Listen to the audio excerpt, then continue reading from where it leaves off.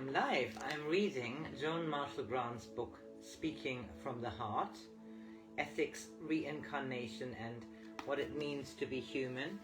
This book is about herself and contains also jottings and notes she had written which had not ended up in a book. She wrote 7 memory books about her previous lives. They've become very famous. Winged Pharaoh was published in the 30s. I think it was her first one. We are now here with her explaining some of the things. The heading of this chapter is Ethics of Reincarnation. And the heading of this one here is Childhood Old Age. Childhood stroke old age. In earlier cultures, the parents took care to contact the integral of their child even before it was conceived. So there was a cognizance of spirit, an inequality which did much to take the pain from the age barrier of infant to grown up, and both parents took care to recognize the unborn as an individual.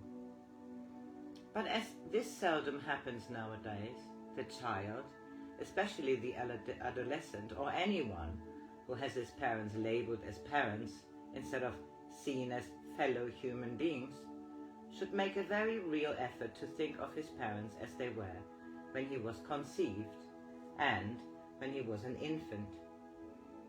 Tell the child to think of his mother and father and use his knowledge of his contemporaries to get a sight of the parents as people of 20 to 25, as inept with a baby as he might well be himself. Tell him to forgive his parents, and to do so it could help to look after an infant even for a few days. The rejection after birth, so painful to an infant, was very seldom the parents' fault, but the system which they could not help being caught up in, i.e. hospital practice. Grandparents often find it easier than do parents because the child expects very little from them and has no intrauterine or birth memories to overcome.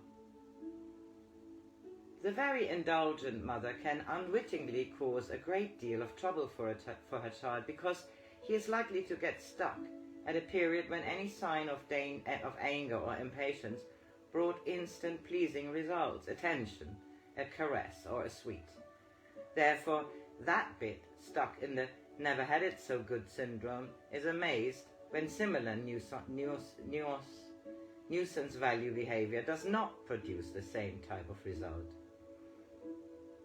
The prolonged type of modern education causes the individual, who should emotionally and physically be adult at puberty, to in effect go through 2 childhoods. He is the pupil, dependent on the state instead of himself for so long that his natural sense of responsibility atrophies through lack of practice. Instead of doing something, he is often cramming his forebrain with information which he knows only too well has no practical application to his future, except gaining a label which frequently has no bearing whatsoever on what he wants to do with his life. And at every stage there should be a practical as well as a theoretical teaching, cooking, basic car maintenance, prerequisite of a driving license, 3 months as hospital aid, especially casualties, washing, ironing. The idea taken for granted in Egypt and Beltane fires period was that parents educated their children, i.e. handed on what they themselves knew and skills. Only if the child had special aptitude did something else adopt his education, like apprentices and pupils to master art and music. Sending a child to school would be to proclaim one's own ineptness. Children were not life insurance or status symbols, and above all, were not accidents. If there's nothing to hand on, this includes physical attributes, why have a child? If much to hand on and physical attributes are not outstanding, then adopt parents should have a much more detailed physical before breeding than pilots have before flying airplanes, and also select the body's complement. Even the first chapter of Simone de Beauvoir's Coming of Age shows why I live to be old. For handling age is much more difficult than handling death. And as it is a subject on which I have no experience, it is a wide field for learning, a really new project at 65. One thing is already obvious, that both infancy and early childhood are stages in which it is easy and even respectable to hide in 3D. She's only a baby, child, teenager, and the other side of the same coin, menopause, oldster, senile. The frustrations of not being able to dominate the situation by prowess are similar, if not identical. I think that both conditions can remain effective if they use their special attributes to balance their physical limitations. The infant has far more acute senses and ESP than he is likely to have unless they are carefully cultivated and maintained, when the body is at the peak of its potential experience gathering. The oldster has far more knowledge and experience brought down and currently acquired in this personality than anyone who has less clock time in which to mobilize their abilities. The wise child, epitomized by the infant Jesus, with innate far memory at peak, untouched by the mores of his clock time and with senses open because not taught to cringe through the infliction of futile pain, is the other side of the gold coin of the serene age, the man of the garnered years who is the father of the good harvest. This hunch goes back to a very important 7 Ages of Man, Hove, that I did about in 1943 at Relied, and which I must get into words. Each of the 7 stages are notes in the scale, and if in tune makes with the personal forerunner the diverse harmonies of the chord.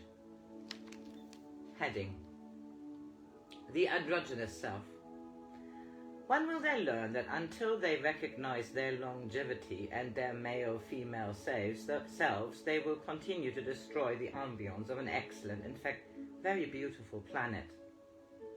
Hate of women for man, when in female body, one resonated to all the sheer pain creation of making bodies for those the male aspect has killed. So however much an androgen, it is difficult not to get hooked on the male-female or yin-yang. So when in a female body one hates the male who killed someone and therefore has to be a female to replace the body one killed, so the more the male aspect kills, the more the female aspect has to breed. The war of the sexes. In an enlightened culture, an environment which, except for rare oases of cherished insight, Homo sapiens has not known for the last 4 or 5 millennia, it is axiomatic that when in a 3-dimensional field of activity, every individual, from mouse to majesty, from ant to astronaut, acquires the sensory experience by which he evolves in both male and female physical bodies. The supra-physical components of the individual is, of course, androgyne, or sexless. When the basic truth becomes obscured by dogma, then the conflict between the sexes is not only inevitable, but it is exceedingly crippling to the individuals, for they do not only separate into rival groups of male versus female, but, far more inhibiting to their personal growth, they reject the experience gained in bodies which currently are the opposite, instead of the complement, of the form they are here and now using as a means of acquiring further experience by which they utilize their activities, gaining information by which the use of their individual energies is directed.